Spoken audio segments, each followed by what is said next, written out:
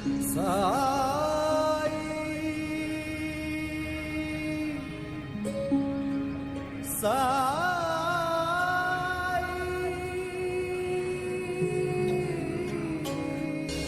சாய்ராம்.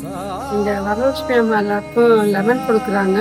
எல்லாம் வெறும் குழந்தைங்களுக்கு மட்டும் கொடுக்கறதில்ல, எல்லா பிரார்த்தனைக்கும் லெமன் கொடுத்துட்டு தான் இருக்கிறாங்க. இங்கே அந்த லெமன் கொடுத்து 1000 குழந்தைகள் பிறந்திருக்கு.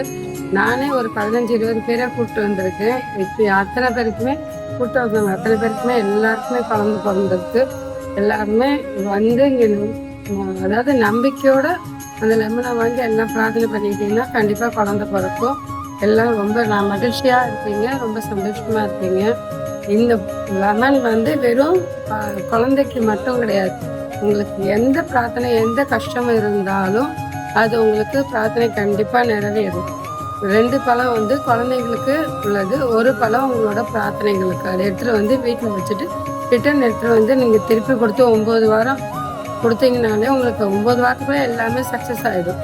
அதுக்கப்புறம் நீங்கள் நீங்கள் ஆட்டோமேட்டிக்காக இங்கே வந்துக்கிட்டே இருப்பீங்க. அது நான் சொல்லணும்னு அவசியமே இல்லை, உங்களுக்கு எல்லாமே தெரியும். நான் 7-7.5 வருஷமாக இங்கே வந்துட்டு இருக்கேன். ஃபஸ்ட்டு தடவை வரும்போது நான் இங்கே எனக்கு தெரியாத ஃபஸ்ட் டைம் வந்தேன். ஃபஸ்ட்டு தடவை வரும்போது எங்கள் அப்பா அபிஷேகத்துக்கு நான் உள்ளே என்ட்ரி ஆகிட்டேன்.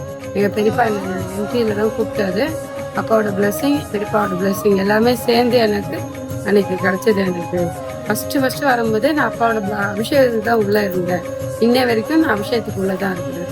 அது எங்கள் அப்பாவோட ஆசீர்வாதம். எல்லாமே எங்கள் வரலட்சுமி அம்மா, எங்கள் பெரியப்பா, சாயப்பா எல்லாருமே எனக்கு இது கொடுத்துருக்காங்க. நான் வராமல் இங்கே கூட வேலைக்கிழமை தான் ரயில்வேல ஒர்க் பண்ணுறேன். வேலைக்கிழமை தான் ரெஸ்ட். எனக்கு சண்டே கூட டியூட்டிக்கு போயிடுவேன். வேலைக்கிழமை இங்கே தான் வருவேன், வேறு எங்கேயுமே போக மாட்டேன். அதேமாதிரி 1ஆம் தேதி நம்மளுக்கு எங்கே ப்ளஸ் இருக்கும். 1ஆம் தேதி சாயப்பாட்டை வந்தீங்கன்னா அந்த மந்த் ஃபுல்லாக எல்லாமே உங்களுக்கு ஹாப்பியாக இருக்கும்.